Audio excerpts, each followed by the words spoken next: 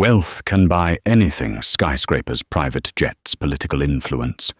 But it cannot buy back time, and it cannot silence the ghosts of the past.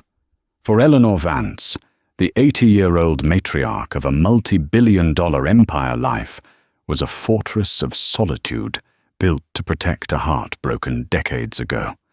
She thought every door to her past was sealed shut. But she was wrong. One rainy Tuesday, in the most unassuming of places, a young waitress with tired eyes wore a simple silver necklace that would act as a key, unlocking a half-century-old secret and threatening to bring the entire Vance dynasty crashing to the ground. This isn't just a story about a rich woman and a poor girl.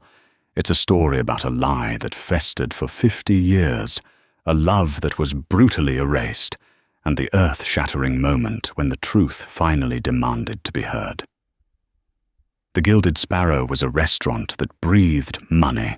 Its patrons didn't just dine. They performed their quiet conversations and discreet gestures, a ballet of the absurdly wealthy. On this particular Tuesday, its most esteemed regular, Eleanor Vance, sat at her usual corner table. She was a monument of a woman draped in tailored Chanel, her posture as unyielding as the stock prices of Vance Industries. Her face, a roadmap of 80 years of shrewd decisions, and one profound, inconsolable loss was fixed on the rain-streaked window overlooking Central Park. To the staff, she was a figure of both terror and fascination. She was a generous tipper, but a demanding presence. Her orders were precise, her patience thin, and her gaze could make a seasoned sommelier feel like a clumsy amateur. Taking her table was a trial by fire. Today that trial fell to Amelia Russo, known to her friends as Mia. Mia was 22, and the weight of the world felt permanently settled on her shoulders, juggling nursing school during the day and long shifts at the Gilded Sparrow at night.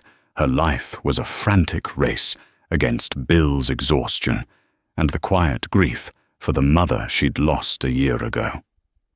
She moved with an efficiency born of necessity, her smile genuine but tinged with weariness.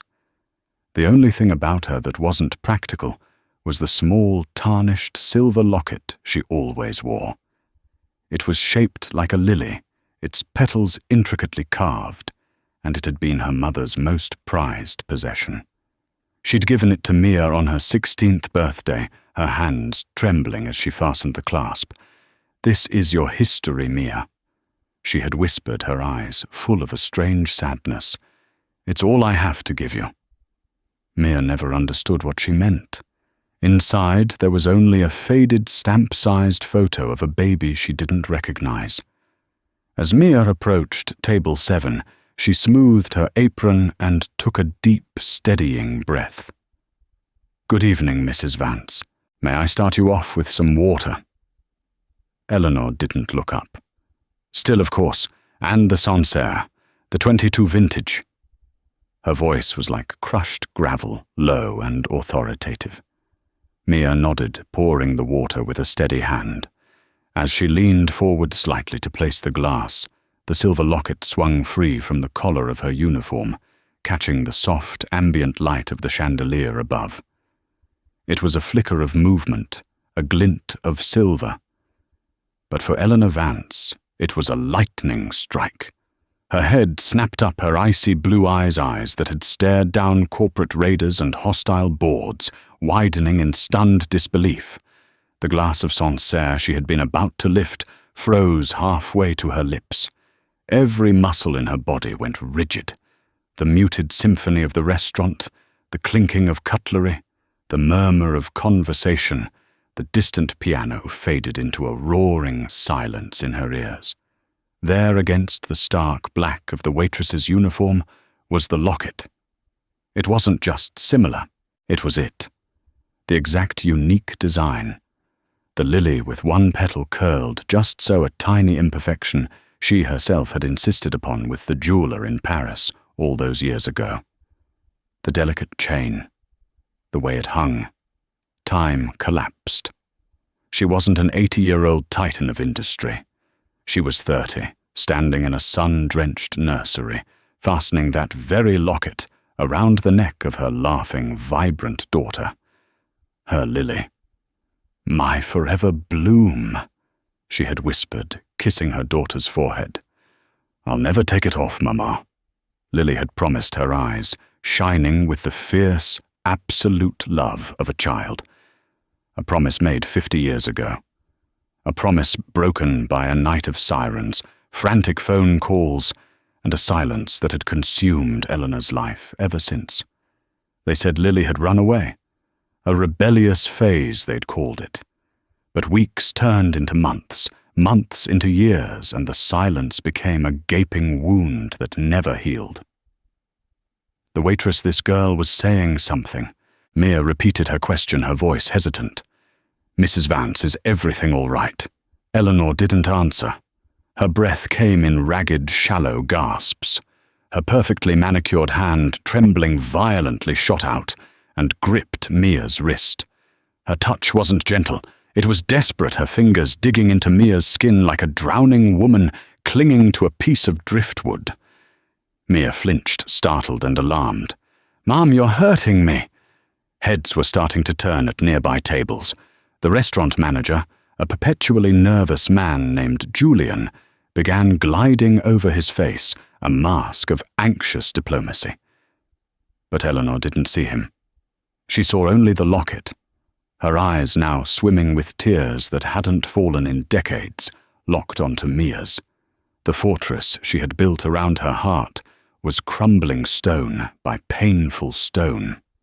A choked guttural sound escaped her throat, a sound torn from the deepest part of her soul. And then she whispered a name that hadn't passed her lips in 50 years. A name that was both a prayer and a curse. Lily. The single word, spoken in a ragged whisper, hung in the air like a ghost.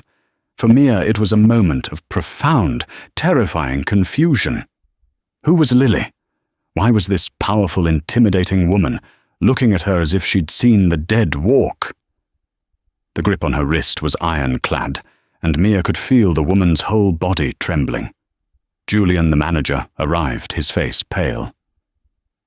"Mrs. Vance, is there a problem, Amelia? Back away." But Eleanor wouldn't let go. "No. Stay," she commanded, her voice regaining a sliver of its usual authority, though it was frayed with raw emotion. Her eyes, still locked on Mia, searched her face with a frantic intensity, scanning every feature, the curve of her jaw, the shape of her eyes, the dark wave of her hair. It was a desperate, hopeless search for a face she had last seen at 18. "The locket." Eleanor breathed, her thumb stroking the cool silver. "Where did you get this?" Mia swallowed hard, trying to pull her wrist free. "It was my mother's. She gave it to me. Now please, let go of me." The mention of a mother seemed to break the spell. Eleanor's hand fell away as if burned, and she sank back into her chair, the sudden eruption of emotion leaving her looking frail and shockingly vulnerable. She waved a dismissive hand at Julian. "Everything is fine. Leave us. I wish to speak with the girl. Alone." Julian hesitated, glancing at Mia, who gave a tiny, uncertain nod. He retreated, hovering anxiously by the bar, ready to intervene. The surrounding tables, sensing the end of the drama, returned to their meals, though furtive glances were still cast towards the corner table. Eleanor gestured to the chair opposite her. "Sit. Please." Reluctantly, Mia sat on the edge of the plush velvet chair, her server's apron feeling ridiculous in the opulent setting. She felt like an intruder in a world she was only meant to serve. "Your mother," Eleanor began, her voice strained. "What is her name?" "Where is she?" "Her name was Isabella Russo," Mia said quietly. "She passed away last year." Eleanor's face fell, a flicker of hope extinguished. "I'm sorry for your loss." She said the perfunctory words, carrying an unusual weight, This locket. Did she tell you where she got it? No, she just said it was my history. She was very private about her past. She was adopted. She never knew her biological family. Mia's hand instinctively went to the locket, a familiar gesture of comfort. Eleanor stared at her, a storm of calculations and memories raging behind her eyes.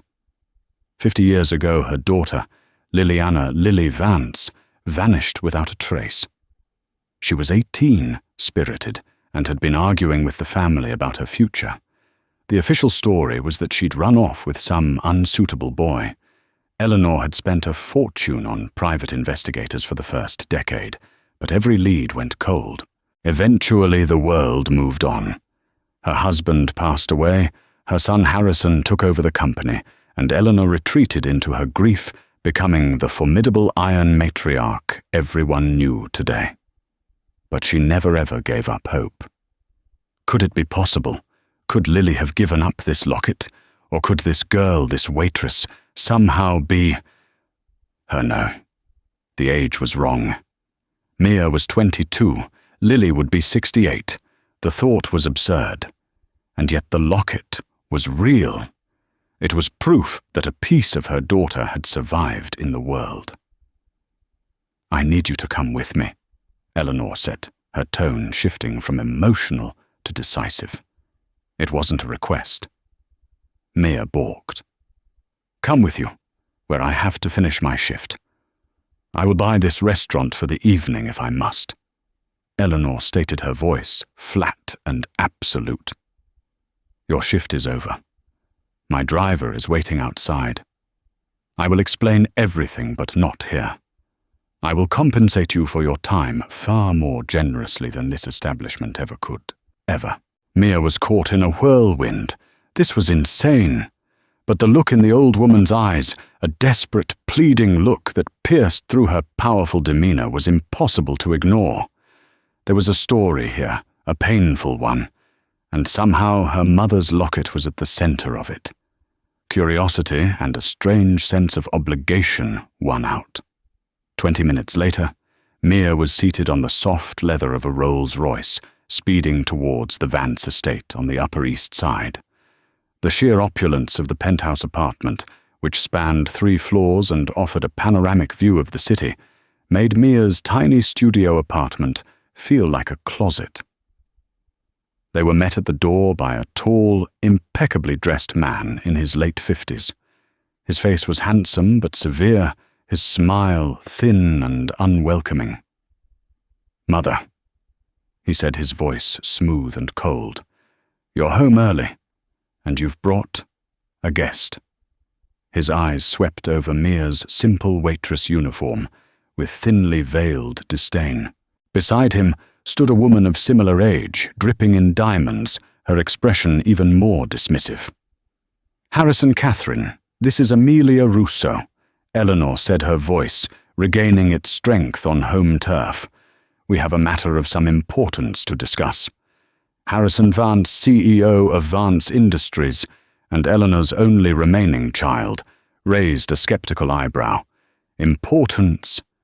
She looks like she got lost on her way to a casting call for a diner commercial." "Enough, Harrison," Eleanor snapped. "Show some respect." She led Mia into a vast living room, dominated by a grand piano and a wall of windows. On the marble mantelpiece were dozens of silver-framed photographs, family portraits, business triumphs, pictures of Harrison and Catherine's 2 grown sons. But tucked away at the very end, almost hidden, was a small, faded color photograph of a smiling, dark-haired girl of about 18. Eleanor picked it up, her hand trembling slightly. "This was my daughter. Your sister Harrison, Liliana." Harrison's face tightened. The name was taboo in this house. "Mother, what is this about? There's no need to dredge up the past."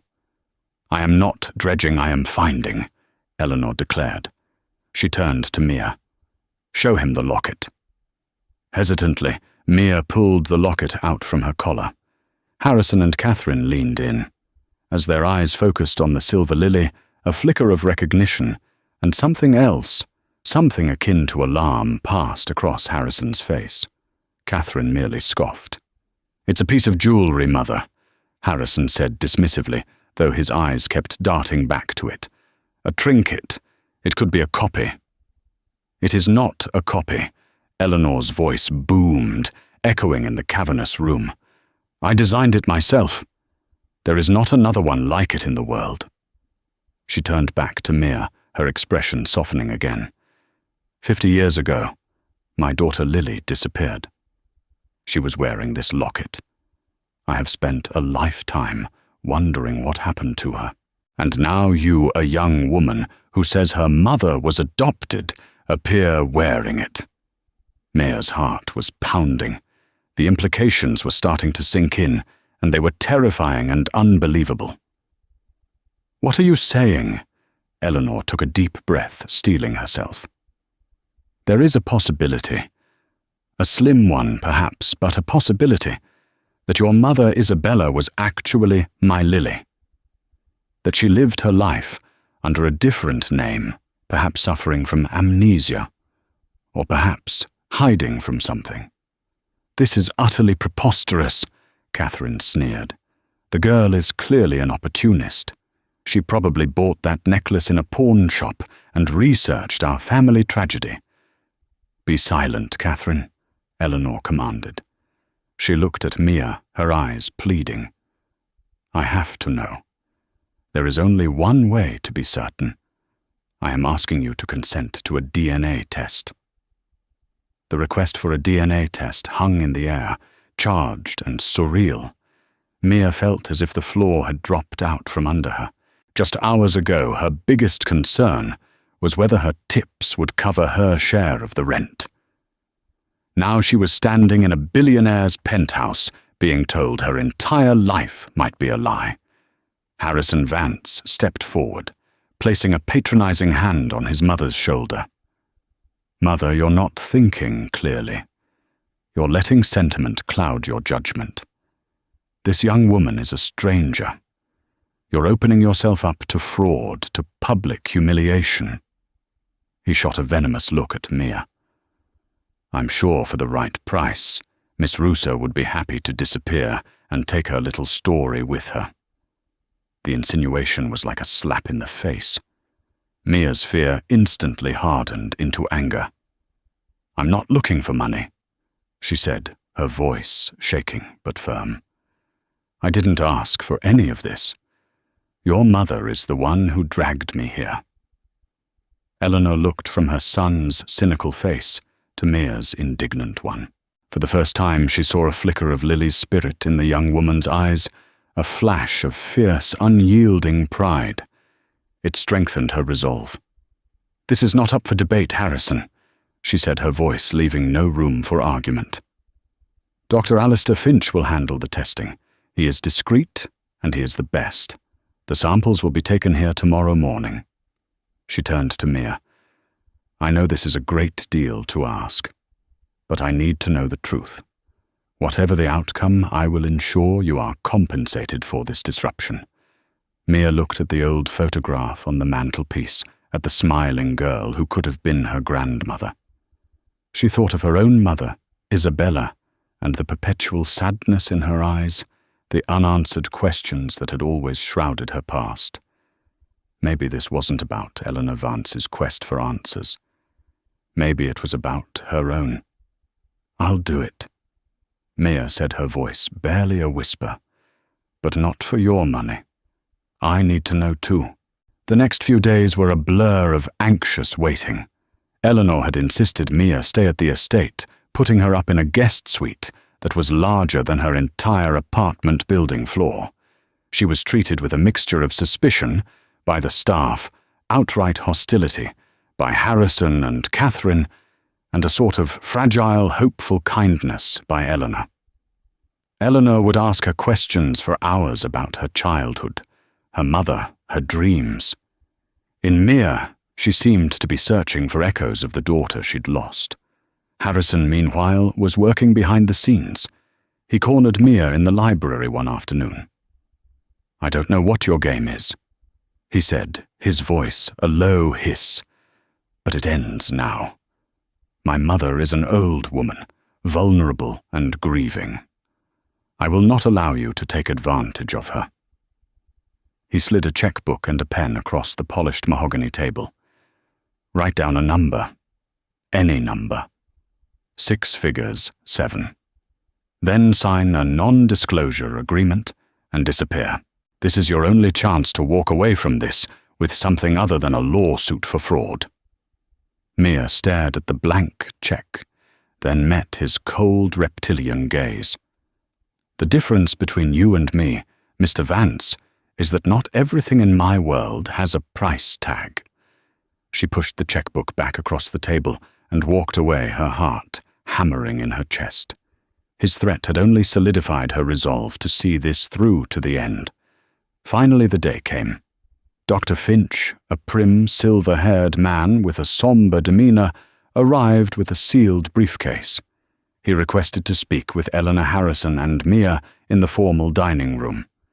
The tension was so thick it felt hard to breathe.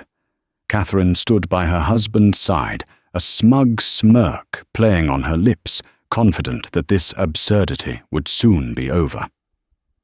Dr. Finch cleared his throat. We have the results from the genealogical DNA analysis. I have cross-referenced the sample provided by Miss Russo with the sample provided by you, Mrs. Vance. Eleanor gripped the arms of her chair, her knuckles white. Mia felt a wave of nausea. The results are conclusive. Dr. Finch continued, looking down at his report. Amelia Russo's DNA shows no maternal link to you, Mrs. Vance. She is not your daughter. The words hit Eleanor like a physical blow. She let out a small, wounded sound, her body slumping in her chair. The flicker of hope that had illuminated her world for the past week was brutally snuffed out. She looked utterly defeated. A triumphant, cruel smile spread across Harrison's face. Well, there you have it, he said, clapping his hands together with a sickening finality. The fantasy is over. I trust security will show Miss Russo out. Catherine laughed, a short, sharp, ugly sound. I hope you enjoyed your stay in the real world, dear. Don't let the door hit you on your way back to the gutter. Tears pricked Mia's eyes, a mix of humiliation and a strange, unexpected disappointment. She had started to believe just a little. She felt foolish used. She stood up to leave her face, burning. Wait, Dr. Finch said, holding up a hand. There is more. Harrison froze, his smile vanishing. More. The matter is settled. Not entirely, the doctor said, adjusting his glasses and peering at the report again. While there is no direct mother-daughter relationship, the analysis did find another significant genetic marker. We ran a broader familial comparison as a matter of course. He looked up first at Eleanor, then at Mia. There is a 99% probability, he said, his voice clear and steady, that Amelia Russo is your biological granddaughter. Silence. Absolute, deafening silence. Mia dropped back into her chair, her legs giving out. Granddaughter, how was that possible? Eleanor's head shot up, her eyes wide with confusion, then dawning, earth-shattering realization. Harrison looked as if he'd been struck by lightning. His face was a mask of pure, unadulterated shock, quickly morphing into something darker. Panic. That's impossible, Catherine stammered, her carefully constructed composure cracking. Dr. Finch simply pointed to the report. The science is unequivocal. Mrs. Vance, your daughter Lily, may not have been Amelia's mother, but based on this evidence, there is almost no doubt that Lily Vance gave birth to Amelia's biological parent. The implication hung in the room, monstrous and undeniable. Lily hadn't just run away. She had a child whose own daughter was now sitting in this very room.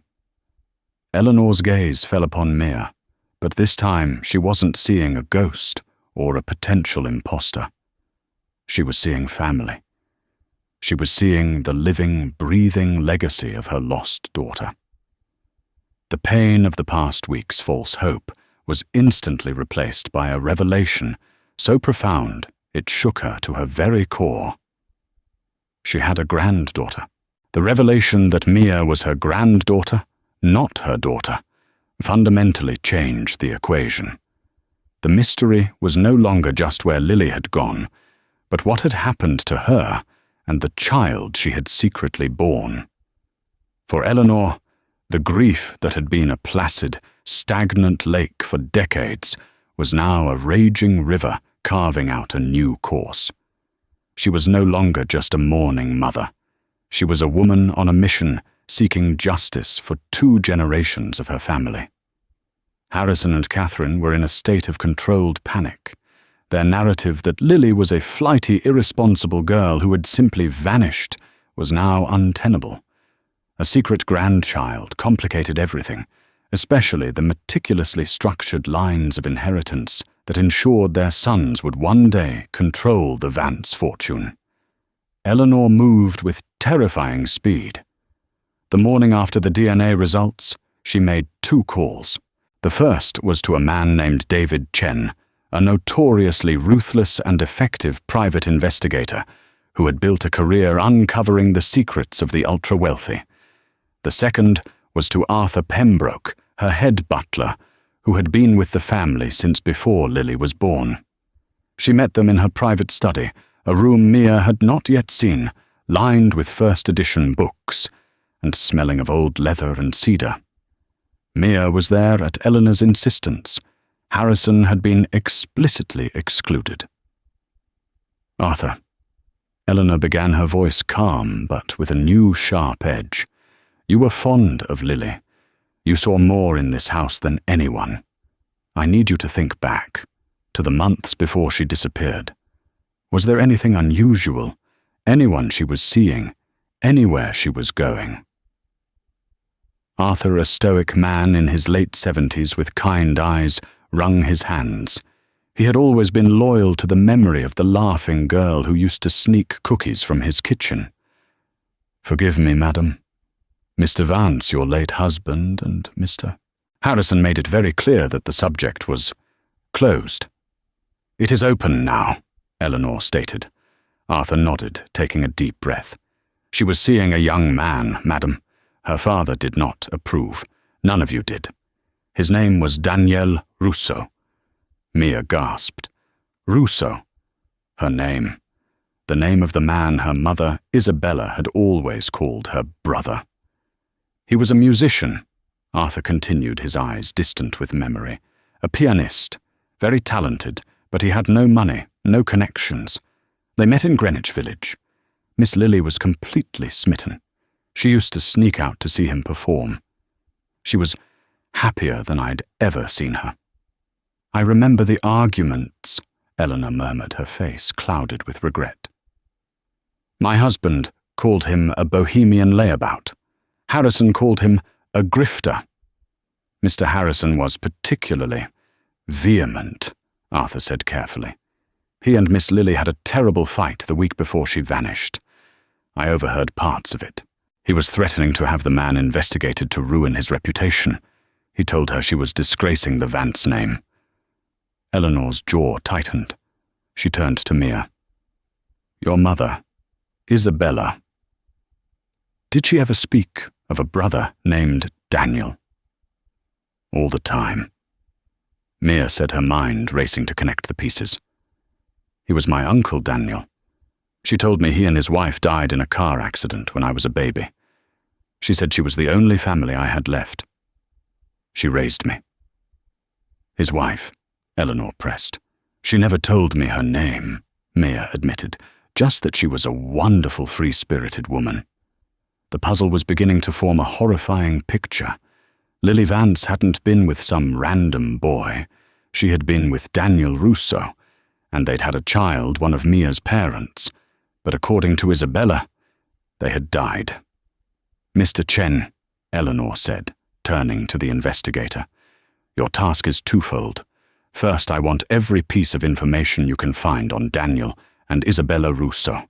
Birth certificates, financials, property records, everything. Second, I want a full accounting of my son, Harrison's activities 50 years ago.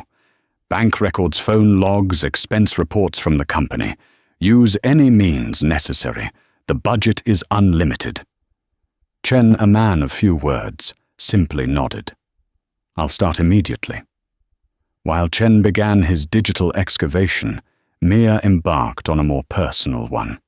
Eleanor had arranged for the contents of Mia's mother's small apartment, which had been in storage, to be brought to the estate. For hours, Mia sifted through the relics of her mother's quiet, solitary life. She found photo albums filled with pictures of just the two of them, Mia as a baby, a toddler, a little girl. Isabella was in every photo smiling, but always with that same sad, haunted look in her eyes. There was no sign of Daniel, no pictures, no letters. It was as if he had been scrubbed from their history. Then at the bottom of an old hope chest, beneath a stack of yellowed linens, Mia found a small locked metal box. She remembered her mother keeping it in her closet, telling Mia it was just for important papers. Using a hairpin, Mia jimmied the cheap lock.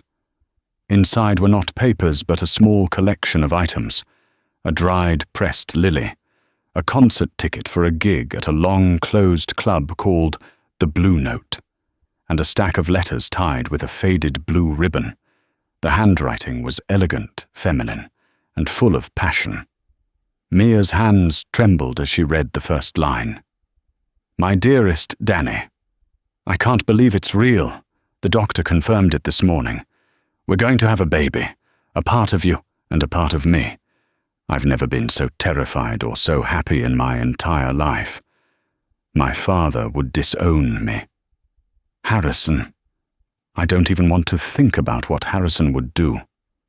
He looks at me with such hatred sometimes, as if my happiness is an insult to his ambition."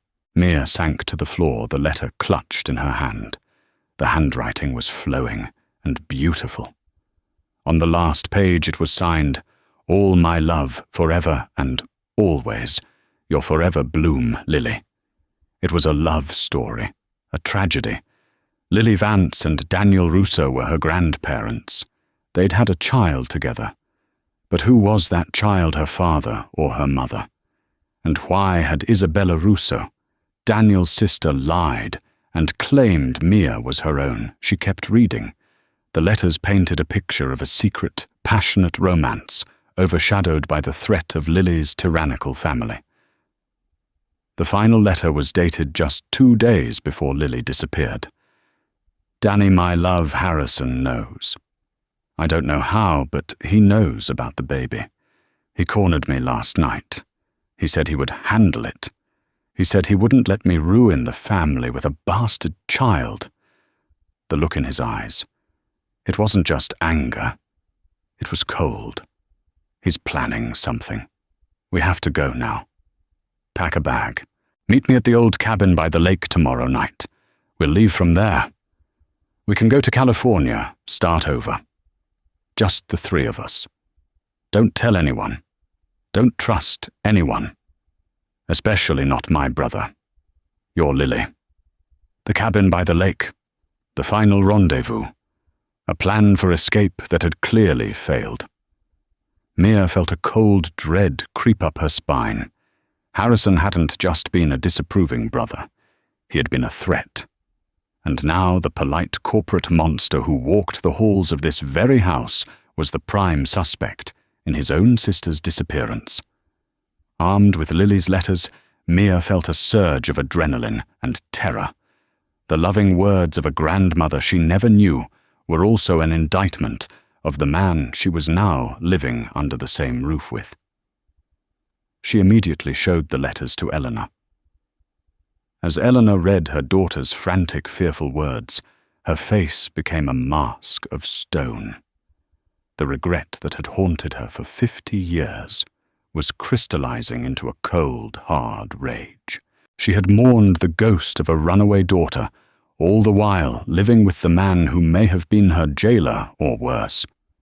The narrative she had clung to that Lily was young and reckless had been a comforting lie. The truth was far more sinister. Simultaneously, David Chen's preliminary report landed on her desk. It was a bombshell. Financial records from 50 years ago showed a series of large, untraceable cash withdrawals from a private account Harrison controlled all within the week. Lily vanished.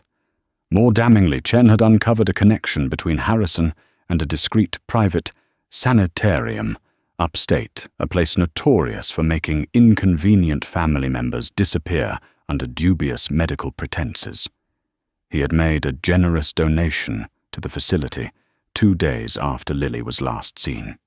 The final piece of the puzzle came from the Department of Motor Vehicles, a report on a single-vehicle car accident on a winding road near the Vance family's lake cabin. The driver was listed as Daniel Russo. The car had gone off an embankment and burned. A body burned beyond recognition was recovered. The case was closed as an accident. But Chen, with his meticulous eye, noted a discrepancy. The dental records used for identification were partial and inconclusive. It was an assumption, not a confirmation. Eleanor called a meeting. This time Harrison and Catherine were summoned to the study. They walked in with an air of arrogant defiance, unaware of the anvil about to drop. Eleanor sat behind her large mahogany desk, flanked by Mia and David Chen. Lily's letters were laid out in a neat stack. "Harrison?" Eleanor began, her voice devoid of any warmth. "We have been investigating Lily's disappearance." Again, Harrison sighed with theatrical exasperation. "Mother, this has become an obsession. You have a new granddaughter to focus on. Isn't that enough? Why must you insist on digging up old graves? Because it appears the bodies were buried far closer to home than I ever imagined." Eleanor retorted, her eyes like chips of ice. She slid one of Lily's letters across the desk. "Does this handwriting look familiar?" Harrison glanced at it, and for a split second his composure faltered.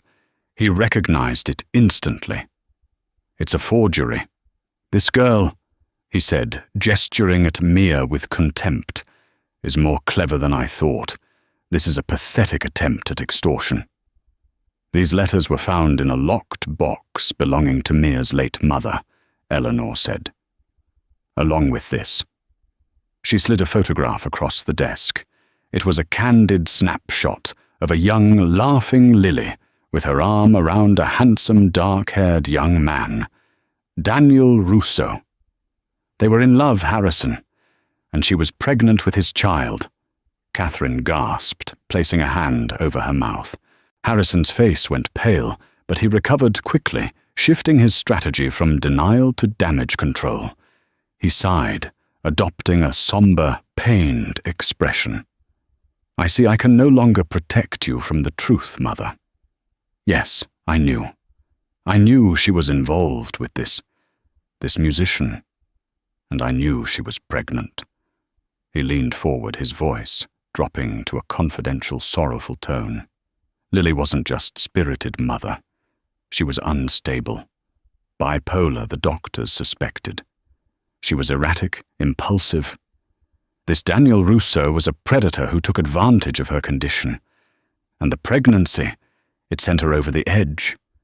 She was a danger to herself and her unborn child. He was a masterful liar. He painted a picture of a concerned brother forced to make an impossible choice. "I tried to get her help," he continued, his voice thick with false emotion. "The sanitarium you found out about it was a top-of-the-line treatment facility. I was trying to save her, not harm her, but before I could intervene, she ran off with him. They had the accident. They both died. It was a tragedy." He looked at Mia. "That is how your parent, their child, was orphaned. I kept it secret all these years to protect you, Mother, to spare you the sordid details of her mental illness and her tragic end. It was a brilliant, cohesive lie.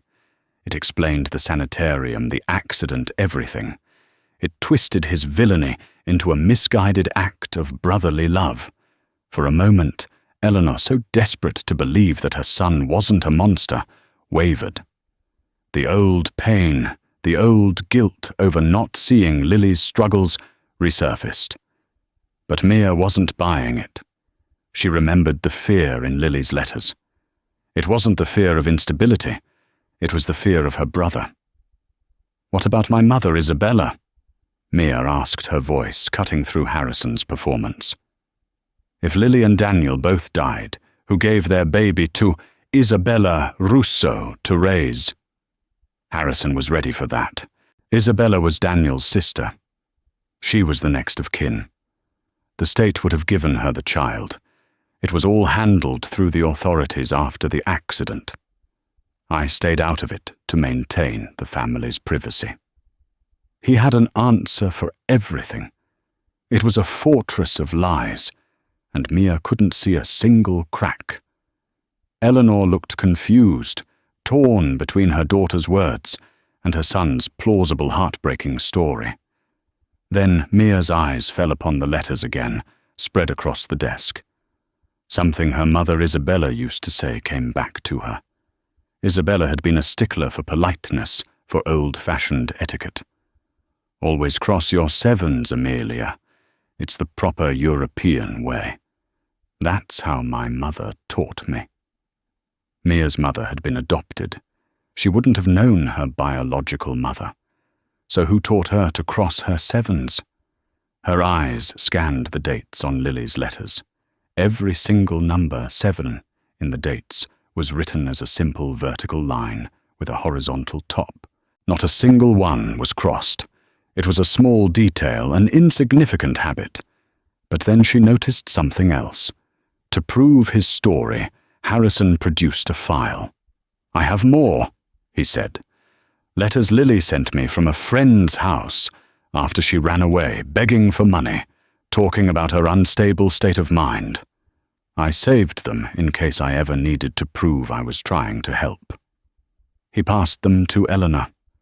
They were pathetic, rambling letters confirming his entire story. Eleanor began to read, her face ashen, but Mia snatched one from her hand. She looked at the date, and there it was, a number 7, neatly written with a line through the middle, the European way. "These are fakes," Mia declared, her voice ringing with certainty. "What are you talking about?" Harrison snapped. "The 7s." Mia said, her finger tracing the number. "Lily didn't cross her 7s. Look at her love letters. Not a single one is crossed, but the 7s in these letters to you are. It's a tiny detail, but it's a habit. A forger might be able to copy a signature, but they won't copy every single unconscious quirk of handwriting. Someone else wrote these letters for you." The room went silent. Harrison stared at the letter, his face draining of all color. It was an insignificant microscopic error, but it was enough to unravel his entire carefully constructed lie. He had been so thorough, so meticulous, but he'd been tripped up by a single tiny line. Mia's accusation about the number 7 hung in the air, a small key that had just turned in a very large lock. Harrison's composure, so masterfully maintained, finally shattered. A cornered animal look entered his eyes. "This is insane. You're dissecting handwriting like a madwoman mother. Can't you see how desperate this is?" But the seed of doubt had been planted, and Eleanor was now looking at her son with cold, clinical scrutiny. The decades of willful ignorance were falling away. She remembered Lily's penmanship, her quick, fluid script. The crossed 7 felt alien, a foreign intruder in her daughter's hand. It was Arthur the butler who inadvertently delivered the killing blow. He had been standing silently by the door, dismissed but unwilling to leave. He stepped forward, his old face etched with guilt and sorrow. "There's something I should have said years ago," he confessed, his voice trembling. "The night Miss Lily disappeared, I didn't see her leave, but I saw Mr. Harrison. He came back to the house very late. There was mud on his shoes and on the cuffs of his trousers. And there was a scratch, a long, deep one, on his cheek. He said he'd had car trouble near the lake. Arthur's gaze lifted to meet Harrison's. "But it was a clear night, sir, and I saw what you put in the incinerator in the basement the next morning. A woman's handbag, a small beaded one. Miss Lily's favourite." The air was sucked out of the room.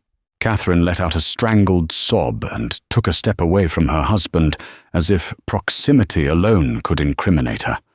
Harrison stared at Arthur, his face a mask of pure fury. "You senile old fool! You've been waiting 50 years to stab me in the back." "I was loyal to the family, sir," Arthur said, his voice heavy with regret. "Perhaps I was loyal to the wrong person." "The cabin," Eleanor whispered, the realization dawning on her. The last letter. Lily was supposed to meet Daniel at the cabin by the lake. "Chen," she commanded, her voice like steel. "Get a team. I want that cabin taken apart, board by board." The Vance family's cabin was a rustic but sprawling lodge on the edge of a vast private lake in upstate New York. It had been boarded up for decades, ever since Lily's disappearance cast a permanent shadow over the idyllic retreat. Chen's forensic team descended on the property like a swarm of locusts. Mia and Eleanor waited back at the penthouse, the silence between them thick with unspoken fears. What would they find? A 50-year-old crime scene, a grave. The waiting was an exquisite form of torture. The call from Chen came late that night. "We found something," he said, his voice grim. "It's not what you think. It's worse." He had found it under a loose floorboard, beneath the large bearskin rug in the main room. It wasn't a body. It was a small tin box, rusted at the hinges. Inside, wrapped in oilcloth, was a journal. Lily's journal. Eleanor had it flown back to the city by helicopter immediately. With Mia by her side, she opened the book, its pages stiff with age. Lily's familiar uncrossed 7 script filled the pages first, with the breathless excitement of a secret love affair, then with the joy of discovering her pregnancy, and finally with a growing, palpable terror. The final entries were a harrowing, minute-by-minute account of her last days. October 12th. Harrison confronted me tonight. It was horrible. He didn't yell. He was worse. He was calm. He called my baby an infestation and said he had a solution. He spoke about a place upstate where girls like me go to get better. He said after the baby was born, it would be given to a proper family, and I would stay there until I was cured of my delusions. It's a prison, I know it is. He wants to erase me. He wants to erase my child. October 13th, I told Danny everything. He's furious, but he's scared too. He knows what my family is capable of. We have to run. We're leaving tomorrow night. I wrote him a letter with the plan. Meet at the cabin. Then we drive west until we run out of road. I packed a small bag. All I'm taking is my locket and this journal. One day, I want my child to read this. I want our baby to know that they were not a mistake. They were an act of love. The final entry was scrawled in a frantic, almost illegible hand. October 14th, 9 p.m. He's here. Harrison. Danny isn't here yet. He's late. Harrison came alone. He said he knew I'd run here. He's smiling. It's the scariest thing I've ever seen. He says he just wants to talk before Danny gets here. He's blocking the door. I'm hiding this journal under the floor. If you are reading this, I didn't run away. I was taken. Don't let him. The sentence ended there. The journal was a voice from the grave. It was irrefutable proof. Harrison hadn't been trying to help his sister. He had hunted her down. He had gone to the cabin to intercept her before she could escape with Daniel. But what happened next The story still had a missing piece. Chen provided it the following morning. His team had dug deeper into the car accident. They'd interviewed a retired volunteer firefighter who had been at the scene. The old man remembered something odd. The fire was unnaturally intense, smelling of gasoline, more like arson than an accident. And he remembered that while a body was found, the locals always whispered that Daniel Russo was too smart to have been caught like that. The rumor was that he'd somehow escaped the car before it was set ablaze, but had to disappear, fearing for his life and the life of his child. The final piece of the puzzle slotted into place. Harrison had confronted Lily at the cabin. A struggle must have ensued. Perhaps he locked her in a room or knocked her unconscious. Then, when Daniel arrived, Harrison must have ambushed him. He sabotaged his car, ran it off the road, and set it on fire to create the illusion of a fatal accident. He then took his sister Lily to the sanitarium as planned, and Daniel, having survived the crash, knew he could never go to the police. The Vances were too powerful, so he did the only thing he could. He took his newborn child, Mia's parent, and gave them to the one person he could trust, his sister, Isabella. Isabella, who was not his sister at all, but likely his loving wife, who had promised to protect their child at all costs. She changed her name, moved away, and raised Mia's parent, and then Mia in secret, living a life of quiet fear, forever looking over her shoulder.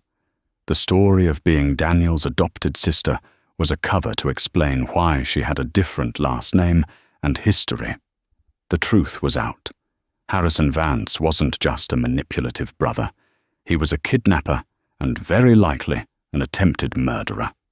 The entire Vance empire had been built on a foundation of his brutal, sociopathic ambition, and it was all about to come crashing down. The final confrontation was not a shouting match. It was cold, quiet, and utterly devastating. Eleanor summoned Harrison to the study one last time. Catherine was not invited. She had already packed her bags and fled to their Hamptons estate, severing ties with a husband who was about to become radioactive. Harrison walked in, still attempting to project an aura of control, but the sweat on his brow and the tremor in his hand betrayed his fear. Lily's journal was open on the desk. "I read it," Eleanor said, her voice a low, dangerous monotone. "I read your sister's last words." Harrison's eyes darted to the journal, and he knew the game was over. The lies had run out. The fortress had been breached. She was weak. He spat, his true nature finally surfacing, venomous and unrepentant. She would have destroyed the family name with that bastard child. She would have flushed everything father and I built down the drain for some penniless musician. I did what was necessary to protect our legacy. "Our legacy?" Eleanor's voice cracked like a whip. "You call this a legacy? A frightened girl locked away in a sanitarium, a grandchild raised in poverty, never knowing her family. You didn't protect our legacy. Harrison, you poisoned it. You built your career on your sister's stolen life."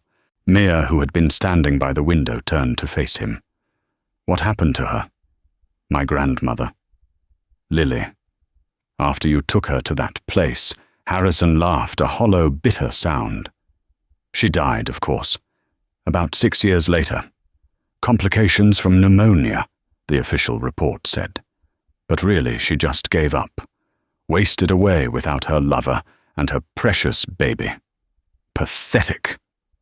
The casual cruelty of his words sucked the air from the room. He felt no remorse, no guilt. Only the bitterness of being caught. Eleanor stood up, her small 80-year-old frame seeming to tower over her son. "You are no longer a part of this family, Harrison. You are disowned. Your name will be stripped from the Vance Industries charter. Your shares will be absorbed into a new trust." She gestured to the door where 2 police detectives and David Chen were waiting. "These gentlemen will have further questions for you regarding the disappearance of Liliana Vance and the attempted murder of Daniel Russo. Harrison stared at them, his face a mixture of disbelief and fury. As the detectives stepped forward to arrest him, he lunged not at them but towards Mia. "You," he screamed, his face contorted with hate. "You did this. You little nobody from a diner, you ruined everything."